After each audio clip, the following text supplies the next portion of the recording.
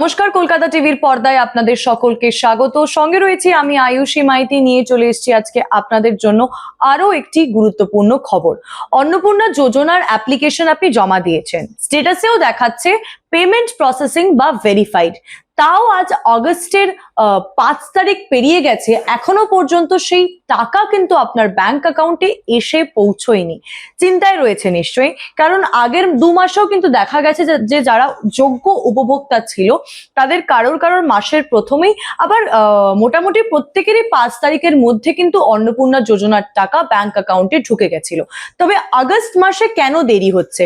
এর মধ্যেই অন্নপূর্ণা যোজনার যে পুরনো পোর্টাল ছিল সেই পোর্টালেও কিন্তু সিটিজেন লগ ইন যে অপশন ছিল সেটা সরিয়ে দেওয়া হয়েছে, এবং নতুন যে সোশ্যাল সিকিউরিটির ওয়েবসাইট রয়েছে সেখানেও কিন্তু অ্যাপ্লিকেশন স্ট্যাটাস এখনো পর্যন্ত ঠিকঠাক মতো ট্র্যাক করা যাচ্ছে না। ফলে যারা উপভোক্তা রয়েছেন বা যারা আবেদনকারী রয়েছেন তাদের মধ্যে কিন্তু একটা উদ্বেগ কাজ করছে যে অন্নপূর্ণা যোজনার টাকা এই মাসের আগস্ট মাসে কোন তারিখে তারা পাবেন।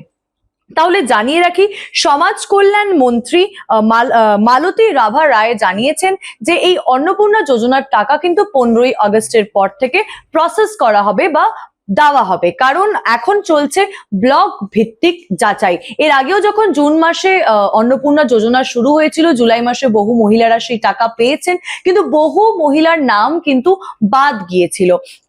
আগেও মুখ্যমন্ত্রী শুভেন্দু অধিকারী যখন তিনি ক্ষমতায় এসেছিলেন তখন কিন্তু তিনি জানিয়েছিলেন যে তৃণমূলের সময়ে যে প্রকল্প বা যোজনা চলে এসেছে সেটাও কিন্তু বিজেপির সময়েও চলবে, অর্থাৎ লক্ষ্মী ভান্ডার যারা পেয়েছেন তারা কিন্তু অন্নপূর্ণা যোজনার টাকা পাবেন। পরবর্তীকালে দেখা যায় যে লক্ষ্মীর ভান্ডারের যে তালিকা সেখানে কিন্তু বহু পুরুষের নাম রয়েছে, বহু আয়কর দাতার নাম রয়েছে। ফলে কিন্তু আবার একটা রিভেরিফিকেশন প্রসেস শুরু করা হয়, যে প্রসেস কিন্তু আগস্ট মাস পর্যন্ত চলবে, যেখানে মহিলারা যারা আবেদন করেছেন তাদের ক্রাইটেরিয়া ম্যাচ করে, তাদের তথ্য যাচাই করে কিন্তু যারা যোগ্য উপভোক্তা তাদের খাতায় কিন্তু সেই 3000 টাকা করে পৌঁছে দেবে সরকার।